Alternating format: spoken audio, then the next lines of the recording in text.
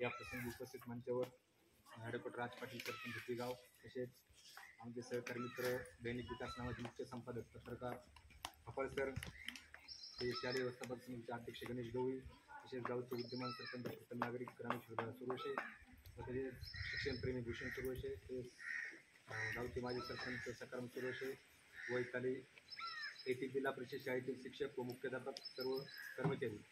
खरं तर हा कार्यक्रम सर अचानक आज ठरलेला आहे. खरं तर 2 ते 3 दिवसापूर्वी कार्यक्रमाचं नियोजन होतं, पण अचानक कार्यक्रम घेण्यात आला आहे. त्याबद्दल सर्वांचे दिलगिरी करतो. खरं तर प्रयास फाउंडेशन मुंबई यांचं खूप मोठं जिल्ह्यामध्ये एक सामाजिक काम आहे.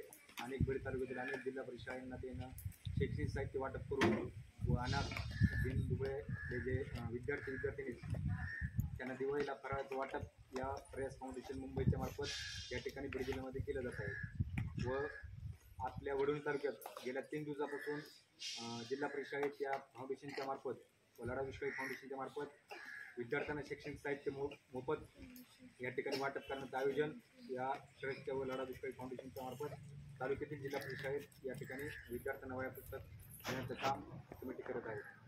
तर मला या प्रसंगी 2 शब्द बोलण्याची आयोजकांनी परवानगी दिली व त्याबद्दल मी त्यांचे विशेष आभार मानतो. या प्रसंगी 2 शब्द संपूर्ण जय हिंद. यानंतर लढा दुष्काळाशी फाउंडेशनचे संस्थापक अध्यक्ष